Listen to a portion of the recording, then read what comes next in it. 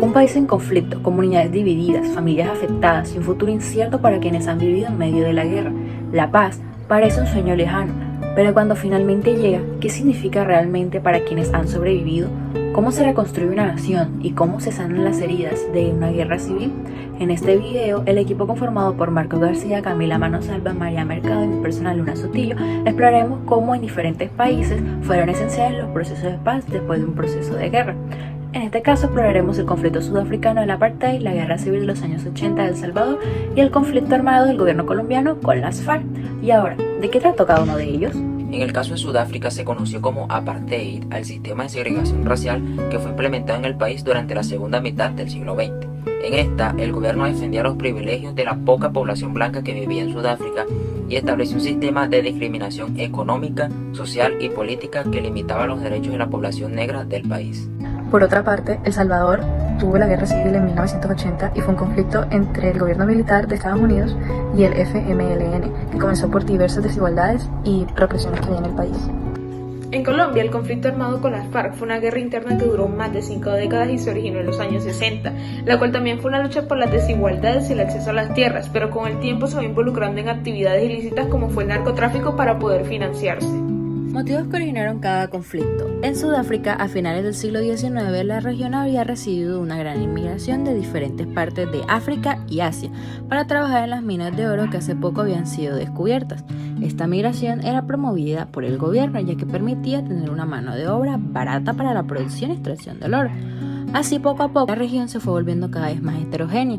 Por un lado estaba la población negra originaria de la región que se dedicaba en su mayoría al trabajo agrícola y a la vida rural.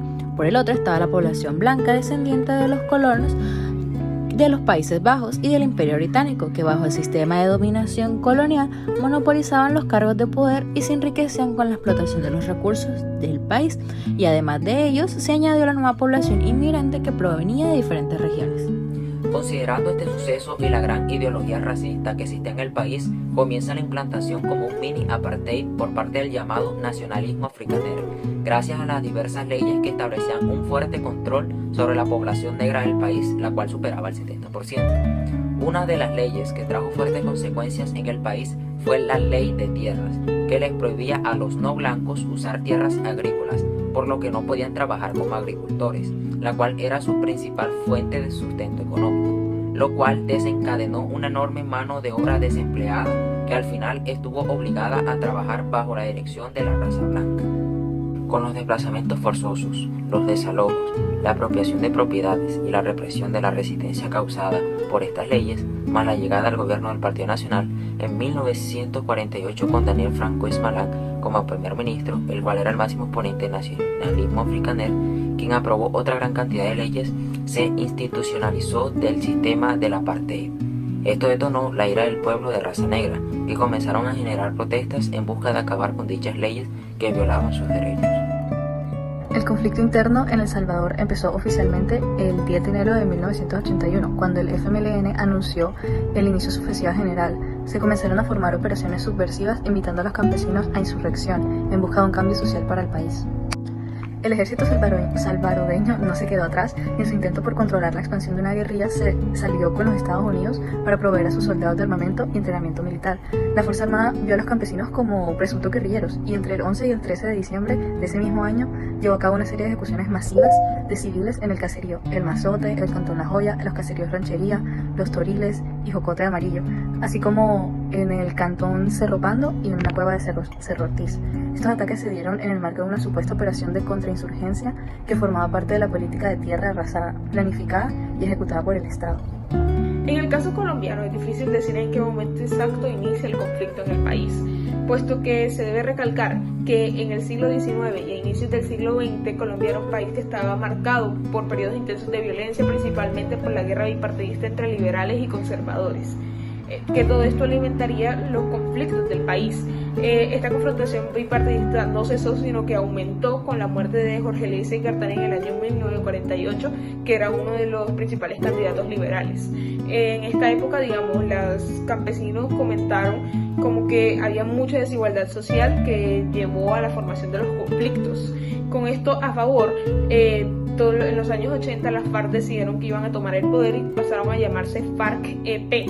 En esta década empezaron a aparecer los grupos paramilitares, como también empezaron a aparecer los narcotraficantes y también empezaron a aparecer las Fuerzas Armadas en los sectores contra los campesinos y también los dirigentes sociales. Otro factor importante para la realización de este conflicto es que en esta misma época comienza a tener más y más influencia el narcotráfico en el conflicto armado, lo que progresivamente va a llevar a que se unan más grupos paramilitares como la misma guerrilla, y que además hacia el año 2000 la FARC alcanza su mayor capacidad militar con hasta unos 20.000 hombres en armas. Como se había mencionado anteriormente, el Partido Nacional Afrikaner fue uno de los dos principales actores de este conflicto, impartiendo y promoviendo el sistema del apartheid. Por otra parte, gracias a los grandes movimientos generales de protesta, se comenzaron a formar los primeros grupos de defensa de la igualdad de derechos, donde sale el Congreso Nacional Nativo de Sudáfrica, el cual buscaba promover y lograr el derecho del voto de la población africana negra. En un futuro, este congreso se vendrá a conocer como el Congreso Nacional Africano o CNA. Este CNA, en 1944, con las ideas radicales de Nelson Mandela, vendrían siendo el segundo principal actor de todos estos sucesos.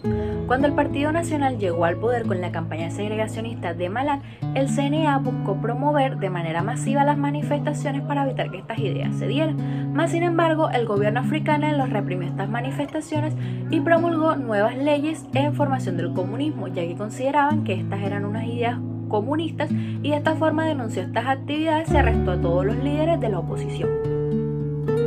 Este conflicto, los principales actores fueron el gobierno salvadoreño apoyado por Estados Unidos bajo el control de una élite conservadora y el FMLN, que ya hemos mencionado anteriormente. Este FMLN es el Frente Farabundo Martí por la Liberación Nacional, una guerrilla que tiene sus orígenes en la ola guerrillera que fue creada en toda Latinoamérica entre las décadas 60 y 70, luego del triunfo de la Revolución Cubana. Los militares salvadoreños tomaron el nombre del dirigente comunista Agustín Farabundo Martí, fusilado en el levantamiento campesino del 32, y a partir del enero de 81 iniciaron las operaciones que mencionamos anteriormente. En el caso colombiano, los principales actores fueron tanto el gobierno colombiano como las Fuerzas Armadas Revolucionarias de Colombia, el cual era un grupo guerrillero marxista-leninista. Este al principio surgió como un grupo de autodefensa compuesto por campesinos liberales, los cuales poco a poco empezaron a adoptar ideologías comunistas. Eran conocidos como colonos que aprendieron a sobrevivir en la frontera sin ningún tipo de lealtad hacia el Estado, y que en 1964 se establecieron en un lugar llamado Marquetalia, el cual constituyeron lo que se le llamó como una república independiente que estaba conformada por aproximadamente unos 50 hombres que participaron todos en el periodo de la violencia. Esta banda pues fueron uno de los más de 100 bandas que participaron en este periodo de violencia, y también que se rechazaron la posibilidad de movilizarse después del conflicto. A la cabeza, digamos, de este grupo estaba el señor Manuel Marulanda Vélez, que era también apodado como el Tiro Fijo. A mediados de 1964, digamos, las fuerzas de gobierno atacan a Marquetalia, el cual lo lleva a la derrota de el cual lleva a la expulsión de los campesinos armados, y luego de que ocurre esto, el señor Marulanda se une a Jacobo Arenas, y lo que hace es que forma otra guerrilla revolucionaria que se llama el Bloque Sur, el cual con el tiempo adopta el nombre de lo que son Fuerzas Revolucionarias o Fuerzas Armadas Revolucionarias de Colombia. Se puede decir que es el origen de la guerrilla más grande de Colombia, en el cual el Estado sigue o ha venido combatiendo con ella desde entonces. Factores políticos que permitieron acabar con los conflictos y cifras de pérdidas humanas de cada uno. En Sudáfrica, gracias a que el gobierno de Sudáfrica no quería responder a las protestas de la población de abolir el apartheid, junto con la gran masacre de Sharpeville en 1960, los diferentes grupos de la oposición comenzaron a ver la violencia como el único medio de enfrentarse a la opresión del gobierno, y en ese contexto se crearon distintas guerrillas. Entre las más reconocidas se encuentra la Lanza de la Nación, creada por Nelson Mandela, vicepresidente del CNA. Sin embargo, el alcance de esto fue muy limitado, ya que carecían de recursos, armamento y técnicas suficientes para enfrentarse a la policía estatal. En 1963, el gobierno proclamó el estado de emergencia y habilitó el arresto de personas sin orden judicial. En julio, la ola se generalizó y la policía encarceló a 18.000 manifestantes, y los líderes de la resistencia fueron llevados a prisión, entre ellos se encontraba Mandela. Estos sucesos desencadenaron muchas más masacres y luchas, como fue la de Soweto en 1974, ya que los jóvenes preferían la libertad antes que la educación, y la situación llegó al punto de ser inmanejable por el gobierno.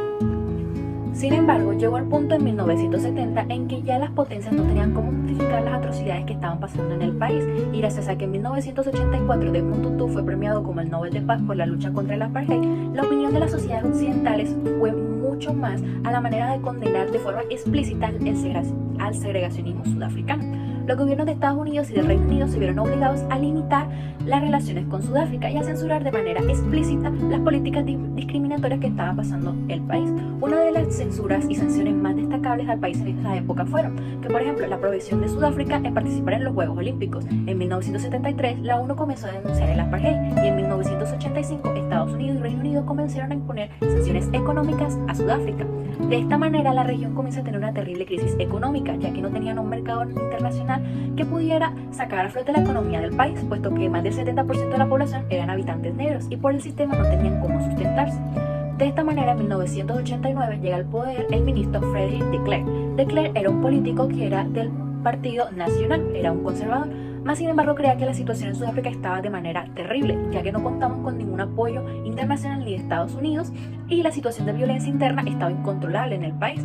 Por lo tanto, comenzó el proceso de la abolición del apartheid, anunció la eliminación de leyes discriminatorias, derogó la prohibición del CNA, proclamó la liberación de Nelson Mandela, y así pudo levantar el estado de emergencia, lo que permitió la resolución del conflicto que había cobrado la vida de miles de personas. En El Salvador hubo varios factores que permitieron acabar con el conflicto, entre ellos la presión internacional, el fin de la Guerra Fría, se redujo el apoyo militar y la mediación de las Naciones Unidas. Las elecciones presidenciales de 1984 se desarrollaron en medio de la Guerra Civil, y aunque el FMLN intentó a toda costa sabotear los comicios, el domingo 6 de mayo de 1984, luego de una segunda ronda, los salvadoreños eligieron a José Napoleón Duarte del Partido Demócrata Cristiano, en la que se ha considerado la primera elección libre y justa en El Salvador desde el 31, al participar por civiles y no solo de militares. El presidente Álvaro Magaña afirmó frente a las cámaras que el gobierno había intentado abrir las puertas de diálogo para que los insurgentes también participaran de una elección democrática. Aunque por esas elecciones no se logró un acuerdo de paz, durante el mandato de Alfredo Cristiani del 89 al 94 se realizaron las gestiones necesarias para poder poner fin al conflicto de más de 12 años en El Salvador, que se estima dejó una cifra de 75.000 muertos y desaparecidos. En Colombia hubo muchos intentos fallidos antes de poder llegar a un tratado de paz. En 1984, el primer paso lo hicieron las FARC, en la cual ellos unieron un partido político que se llamó la Unión Patriótica, en el cual muchos de estos representantes terminaron asesinados. Esto hizo que las FARC quedaran profundamente en desconfianza para dejar las armas. Digamos que hubo otros intentos en el año 1991, 1992 y también en 1998 y en el año 2002, pero que por distintas razones no llegaron a cumplir su objetivo y fracasaron. Durante lo que fue el gobierno de Álvaro Uribe, entre el año 2002 y 2010, hubo una profunda ofensiva contra las FARC, es decir, hubo bombardeos, hubo campamentos rebeldes y todo esto se extendió incluso hasta el próximo mandato del presidente Juan Manuel Santos. En estos ataques del gobierno diezmaron a las guerrillas y llevaron incluso a la matanza de uno de sus líderes máximos. Para este tiempo se cree que la guerrilla con la FARC tenía aproximadamente unos 70.000 hombres en armas, lo que significó un debilitamiento y los puso en una posición en la que ellos estaban más dispuestos a negociar. También se dice que en su contraparte la ofensiva estatal militar de la fuerza del gobierno no lograron incluso así derrotar a las FARC, y para ellos también fue razonable pensar en una negociación con ellos. También en cualquier caso, en noviembre del 2012 se iniciaron diálogos en La Habana con los líderes guerrilleros y el gobierno de Juan Manuel Santos para intentar poner fin a esta guerra, en la cual había dejado aproximadamente unas 260.000 muertes, millones de desplazados y también un gran daño en la infraestructura. ¿Qué ganó cada país? ¿Qué tuvo que ceder cada parte?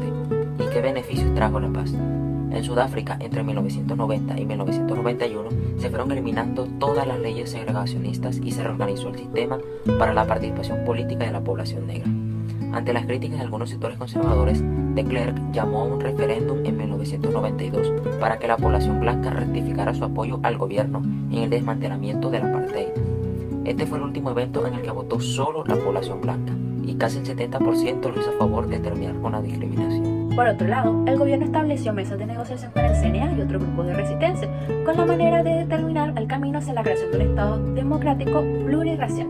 En 1993, las partes fueron logrando llegar a un acuerdo en el que el régimen blanco accedió a terminar con la segregación racial y establecer un gobierno inclusivo. A partir de 1994 se pudieron llevar a cabo las elecciones libres con la participación de toda la población sudafricana. Fue la primera vez que los habitantes de raza negra pudieron votar.